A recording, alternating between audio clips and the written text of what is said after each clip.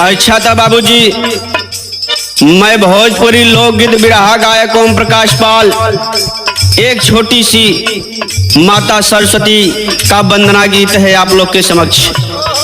भक्त माई से फरियाद के लिए बक्का।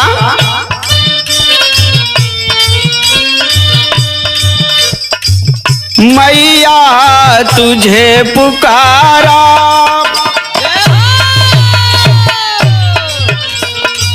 मैया तुझे पुकारा, दे दो मुझे सहारा, तेरे द्वार पे मैं आया।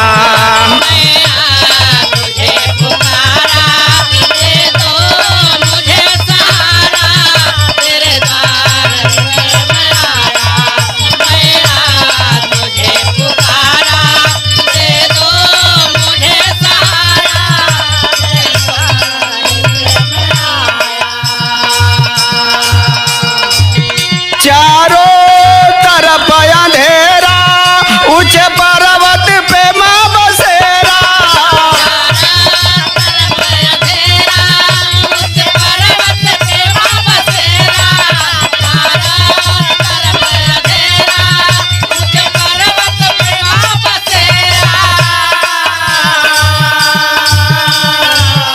तुम ज्ञान की हो देवी, महिमा से हो सवेरा।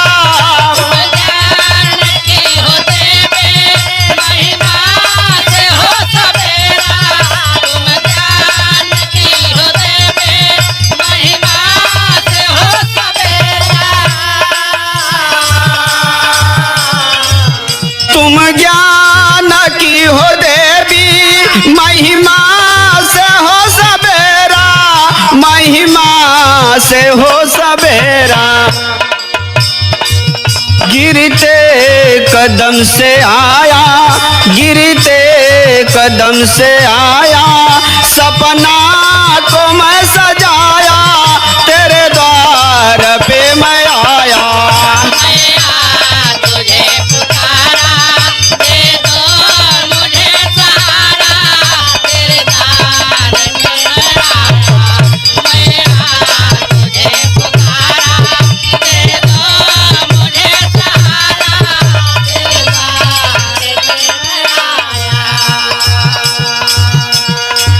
स्वर साधना की देवी, स्वर साधना की देवी, करुणा माई मतारी।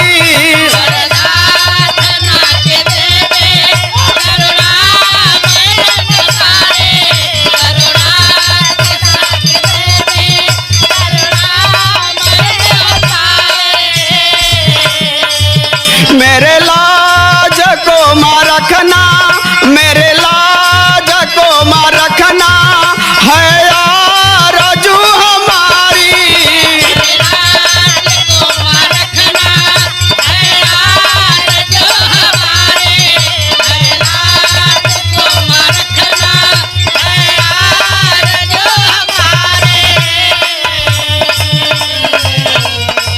मेरे लाज को मां रखना, है आरज़ू हमारी, है आरज़ू हमारी। भर दे मैया झोली, भर दे मैया झोली, आंचल को मैं बिछाया, तेरे द्वार पे मैं आया।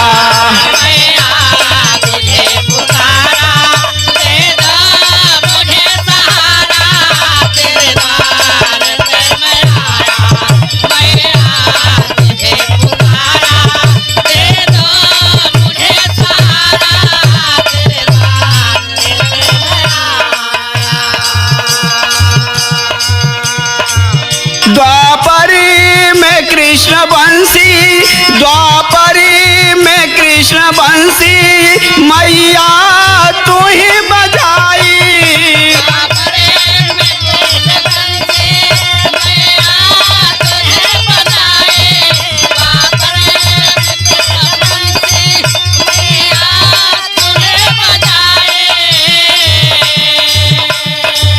बैजू के स्वर में आके, बैजू के स्वर में आके,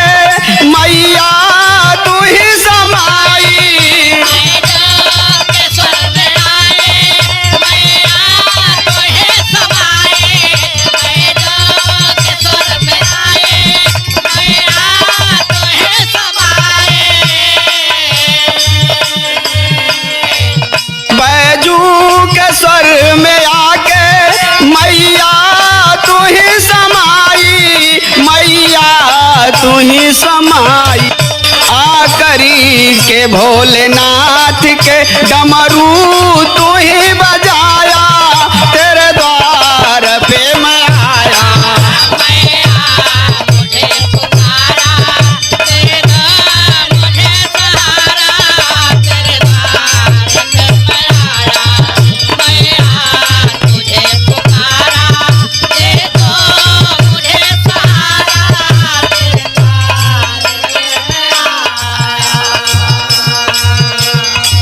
स्वामी बिहारी पाटू, स्वामी बिहारी पाटू, मैया चरण को पाए।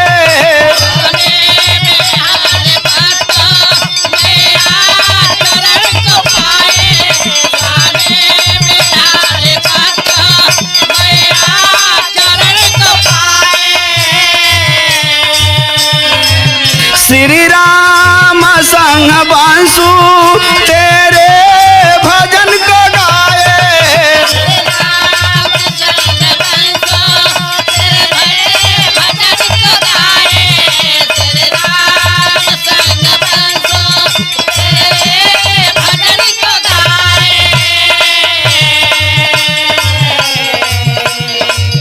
श्री राम संग बंसु तेरे भजन को गाए, तेरे भजन को गाए। ओम प्रकाश बन के सेवकी,